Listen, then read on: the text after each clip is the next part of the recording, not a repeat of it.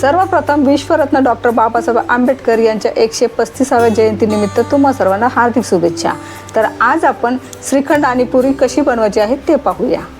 तुम्ही जर माझ्या चॅनलवर नवीन असाल तर माझ्या चॅनलला लाईक करा, शेअर करा, सबस्क्राईब करा। चला तर मग जास्त वेळ न घालवता रेसिपीला सुरुवात करूया।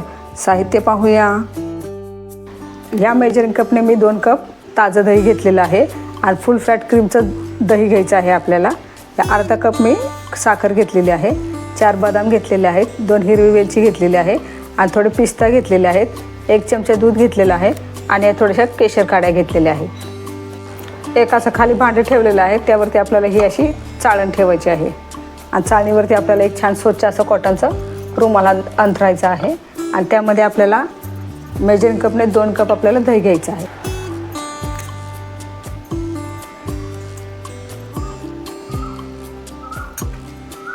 हे दही आता आपल्याला या रुमालावरती टाकायचं आहे। हा 1 कप झालेला आहे। आणखीन आता दुसरा आपण भरून घेऊया। तुम्ही पाहू शकता आपलं दही बरोबर 2 कप भरलेलं आहे। आता हा दुसरा कप यामध्ये टाकूया।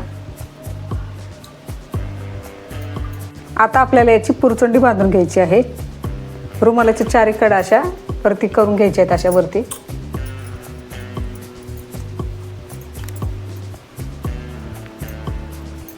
असं थोडंसं फिरवून घ्यायचं आहे।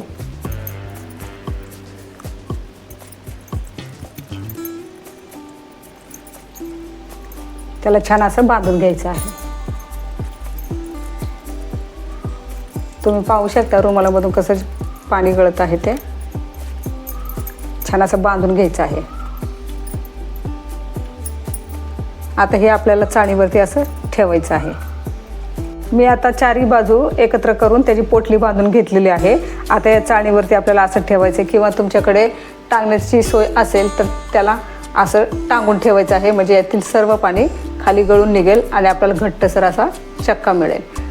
माझ्याकडे तशी सोय नाही आहे म्हणून मी या चाळणीवर असं ठेवत आहे आणि त्यावरती आपल्याला एक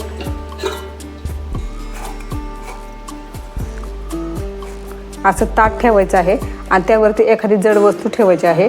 तर मी त्यावरती असा वरवंटा ठेवत आहे, म्हणजे याच्याने छान सर्व पाणी दह्यातलं निघेल। हे पहा,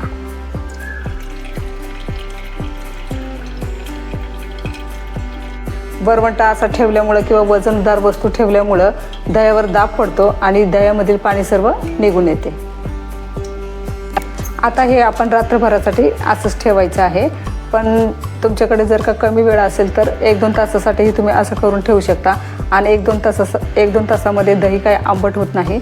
जर का तुम्हाला रात्रभर ही प्रोसेस करायची असेल तर असंच उचलायचं आहे आणि फ्रीजमध्ये ठेवायचं आहे। फ्रीजमध्ये ठेवल्यामुळे आपल्याला जो तयार चक्का मिळणार आहे तो जास्त आंबट होणार नाही। बाहेर ठेवल्यामुळे तो आंबट होऊ शकतो किंवा खराब होऊ शकतो।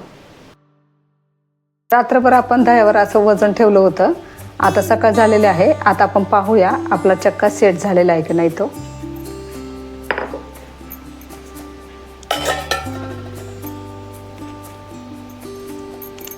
खाली तुम्ही पाहू शकता कसं पाणी जमा झालेलं आहे ते। हे पाणी आपल्याला टाकून द्यायचं नाहीये, याच्यामध्ये थोडंसं दही आणि थोडंसं बेसन टाकून याची कढीही आपण बनवू शकतो। मी याची कढीच बनवणार आहे किंवा थोडंसं दही टाकून तुम्ही ताकही बनवू शकता। आता हे पाणी आपण बाजूला ठेवायचं आहे। आपण खोलून पाहूया आपला चक्का किती छान झालेला आहे, तुम्ही पाहू शकताय। किती छान घरच्या घरी चक्का छान तयार झालेला आहे, तुम्ही पाहू शकताय। आता बाजूला काढून घेऊया आपण आणि जे रुमालाला लागलेलं आहे तेही आपण काढून घेऊया। सर्व असं काढून घ्यायचं आहे। सर्व काढून झालेला आहे आपला चक्का। आता रुमाल आपल्याला बाजूला ठेवून द्यायचा आहे। आता ज्या भांड्यामध्ये आपण चक्का ठेवला होता तो असा मी चाळणीमध्ये काढून घेतला आहे। आता आपल्या चाळणीवर छान घासून घ्यायचं आहे, म्हणजे छान आपल्याला रगडून घ्यायचं आहे किंवा छान असं मॅश करून घ्यायचं आहे त्याच्यामध्ये। असं केल्यामुळे यातील गाठी नाहीशा होतात आणि छान स्मूथ असा आपल्याला चक्का मिळतो। हे पहा, तुम्हाला जर का मार्केटसारखं श्रीखंड हवं असेल तर ही प्रोसेस करणं खूप गरजेचं आहे। चाळणी मागील हे सर्व असं आपल्याला काढून घ्यायचं आहे। सर्व असं काढून घ्यायचं आहे आपल्याला। 2 कप दह्यापासून आपल्याला 1 कप आपल्याला चक्का मिळालेला आहे। 2 कप दह्यासाठी आपण मेजरिंग कपने अर्धा कप साखर घेतलेली आहे। तुम्हाला कमी गोड जसं आवडते तसं तुम्ही घेऊ शकता. आता हे 2 वेलच्या घेतलेल्या आहेत त्या टाकायच्या आहेत. म्हणजे आपण साखरेमध्येच ह्याला फिरवून घेणार आहोत मिक्सरमध्ये, वेगळं वाटत बसायची गरज नाही आहे. आता हे आपण मिक्सरमध्ये फिरवून घेऊया. मिक्सरमध्ये फिरवून झालेले आहे आपली वेलची आणि साखर. आता 1 चमचा घेतलेलं दूध गरम करून घ्यायचं आहे आपल्याला आणि त्यामध्ये केशर काड्या टाकायच्या आहेत. ह्या छान आपल्याला भिजू द्यायचे आहेत, म्हणजे आपल्या श्रीखंडाला छान रंग येईल आणि चवही छान लागेल. एक 10-15 मिनिटासाठी असं ठेवून देऊया आपण बाजूला. बदामाचे छान आपल्याला असे काप करून घ्यायचे आहेत. बदाम आणि पिस्ता थोडा वेळ मी भिजवून ठेवले होते, त्यामुळं कापायला छान सोपे जाते. बदाम आणि पिस्ता कापून झालेले आहेत. आपण जो चक्का गाणीवर तयार करून घेतलेला आहे तो थोडासा आपण फेटून घेऊया. तुम्हाला हवा असेल तर तुम्ही यामध्ये दुधावरची साई असेल तर तीही तुम्ही टाकू शकता, पण मी फुल फॅट दूध घेतलेलं आहे त्यामुळे मी टाकत नाही आहे. चक्का आपण अगोदर गाळणीवर थोडंसं रगडून घेतलेलं आहे किंवा छान आपण असं मॅश करून घेतलेलं आहे, त्यामुळे आपल्याला ही प्रोसेस जास्त वेळ करावी लागत नाही, फक्त 4-5 मिनिटासाठीच करायची आहे. 3-4 मिनिटं झालेली आहेत. आपण फेटून घेतलेलं आहे हे छान, तुम्ही पाहू शकता छान असं क्रीमी झालेलं आहे. आता यामध्ये आपल्याला साखर टाकायची आहे. मिक्स करून घ्यायचं आहे आपल्याला छान. थोडं टेस्ट करून घ्यायचं आहे साखर टाकून झाल्यानंतर आपल्याला. मग तुम्हाला कमी जास्त जसं लागत असेल तसं तुम्ही ॲड करू शकता साखर. पूर्ण साखर यामध्ये टाकलेली आहे मी. आता पुन्हा एकदा थोडंसं मिक्स करून घ्यायचं आहे आपल्याला. आता दुधामध्ये केशर काड्या टाकलेलं होतं ते दूध आपल्याला टाकायचं आहे आणि जे पिस्त्याचे काप आहेत ते टाकायचे आहेत. थोडे बदामाचे काप टाकायचे आहेत. थोडं मी सजावटीसाठी ठेवत आहे. आता हे सर्व छान आपण मिक्स करून घ्यायचं आहे. आपल्या श्रीखंडाला किती छान स्ट्रेक्चर आलेलं आहे तुम्ही पाहू शकताय.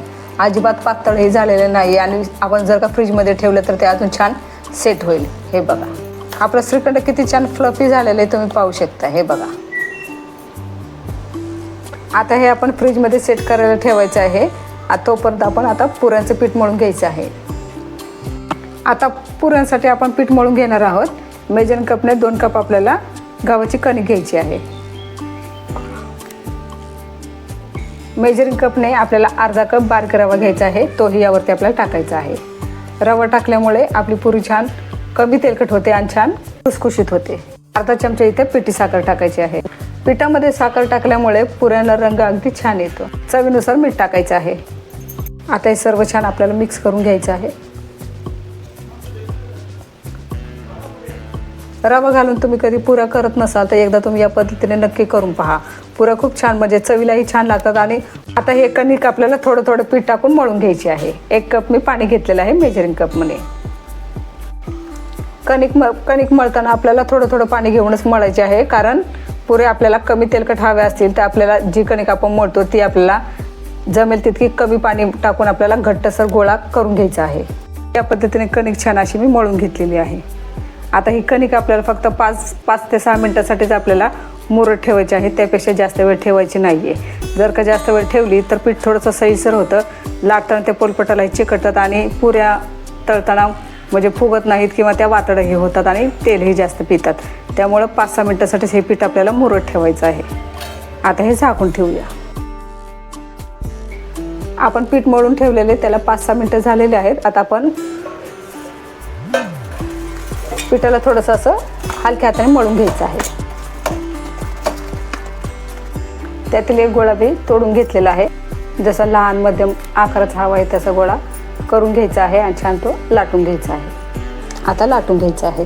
कणिक आपण फक्त 5-6 मिनिटासाठी मुरत ठेवली होती आणि कमी पाण्याचा वापर करून आपण कणिक छान मळून घेतलेली आहे.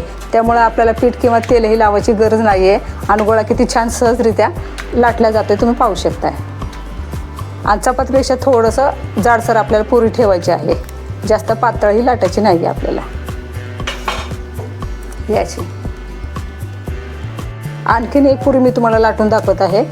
जर का तुम्हाला असं म्हणजे वेळ वाटत असेल एक उंडा घेऊन असं लाटणे, तर तुम्ही एक मोठा उंडा घेऊनही तुम्ही एक मोठी पोळी लाटायची आहे आणि डब्याच्या झाकणाने किंवा वाटीने त्याच्या सहाय्यानेही तुम्ही पुऱ्या बनवून घेऊ शकता।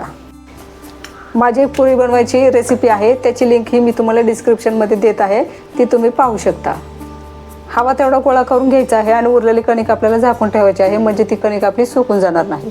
आता मी कढईमध्ये तेल गरम करत ठेवलेलं होतं, ते गरम झालेलं आहे की नाही थोडा कणकेचा गोळा टाकायचा आहे आणि चेक करायचा आहे। गोळा जर का पटकन वर आला तर समजायचं आहे आपलं तेल छान तापलेलं आहे। आता हा गोळा आपण काढून घेऊया। पुरी टाकताना गॅसची फ्लेम मोठीच हवी आहे आपल्याला, म्हणजे पुरी छान पटकन अशी फुलून येते वरती।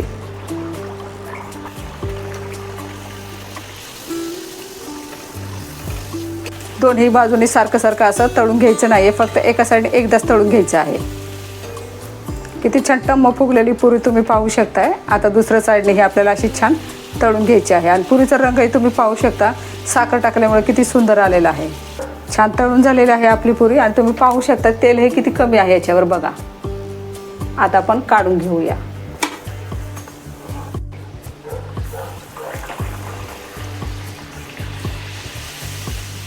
ही दुसरी पुरी आहे, तीही छान आपण तळून घ्यायची आहे।